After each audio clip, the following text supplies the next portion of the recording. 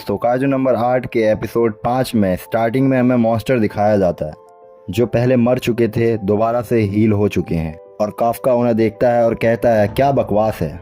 फिर हम देखते हैं शीन शिफ्ट होता है और किकुरु को दिखाया जाता है। इसकी हालत बहुत ज़्यादा ख़राब हो चुकी होती है और वो कहती है मैंने शील्ड को स्टार्ट कर लिया था जिसकी वजह से मेरे दिल को कुछ खास नुकसान नहीं पहुंचा। लेकिन जब वो सामने देखती है तो चौंक जाती है क्योंकि उस काइजू ने बड़े मॉन्स्टर को हील कर दिया होता है। और वो काइजू मॉन्स्टर से कह रहा होता है कि मैंने तुम्हारी पूरी पावर स्टोर कर दी है और तुम्हें हील भी कर दिया है, तुम अपना रिवेंज ले सकते हो अब। उसके बाद किकुरु उसे देख के चौंक जाती है और कहती है क्या ये काइजू बोल भी सकता है। अभी हम देखते हैं वो काइजू धूल की तरह गायब होने लगता है और जाने से पहले वो अपनी फिंगर किकुरु की तरफ करता है और 2-4 शॉट मारता है। इसकी वजह से उसके बॉडी पे छेद हो जाते हैं। किकुरु की दर्द से हालत ख़राब हो जाती है। तो हम देखते हैं वो काइजू धूल में गायब हो जाता है और किकुरु को उस बड़े मॉन्स्टर के सामने छोड़ जाता है। फिर सीन शिफ्ट होता है और हमें कंट्रोल रूम का सीन दिखाया जाता है। शोशिरो और इकोनॉमी कह रहे होते हैं कि हमने उस मॉन्स्टर के खतरनाक ऑर्गन निकाल दिए थे, पता नहीं उस मॉन्स्टर ने कैसे ये दोबारा रिजेनेट कर लिया।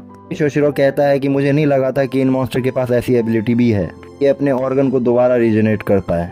उसके बाद शिशोरी वो अपने मन में सोच रहा होता है कि यहाँ पे एक ही पर्सन ऐसा है जो इन मॉन्स्टर से लड़ सकता है और उन्हें ख़त्म कर सकता है। तभी मीना को दिखाया जाता है, कह रही होती है चलो हमें उन्हें रेस्क्यू के लिए जाना होगा। अभी बैटल फील्ड का सीन दिखाया जाता है जहाँ सब भाग रहे होते हैं, उन सब को देख रही होती है।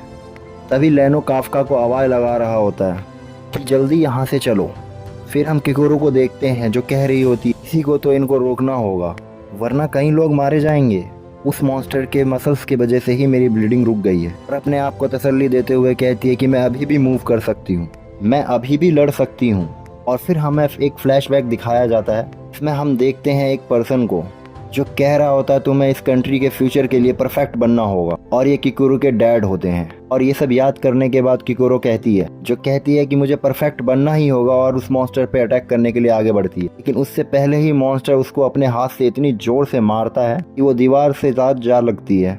और किकुरु इतनी ज़्यादा जख्मी होने के बाद कह रही होती मैं नहीं हार सकती।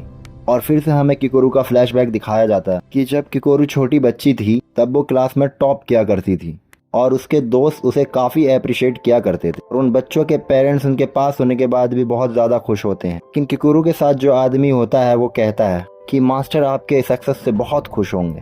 लेकिन जब किकुरु अपने डैड को ये बताती है तो उसके डैड कहते हैं इतनी सी बात पे इतनी खुश होने वाली क्या बात है, ये सक्सेस तुम्हारी ही थी, तुम्हें टॉप पर आना ही था। अपनी नेक्स्ट विक्ट्री के लिए तैयारी करो। तुम अपनी एक सक्सेस पर ही खुश होती रहोगी तो तुम्हारी जगह कोई ना कोई दूसरा बंदा ले लेगा। उसके बाद किकुरु वही लाइन कहती है इस कंट्री के फ्यूचर के लिए मुझे परफेक्ट होना ही पड़ेगा, मैं हार नहीं सकती। उस मॉन्स्टर पे हमला करने के लिए आगे बढ़ जाती है। लेकिन वो मॉन्स्टर फिर से अपने पूंछ से किकुरु पे हमला करता है। इस बार किकुरु का हाथ टूट जाता है।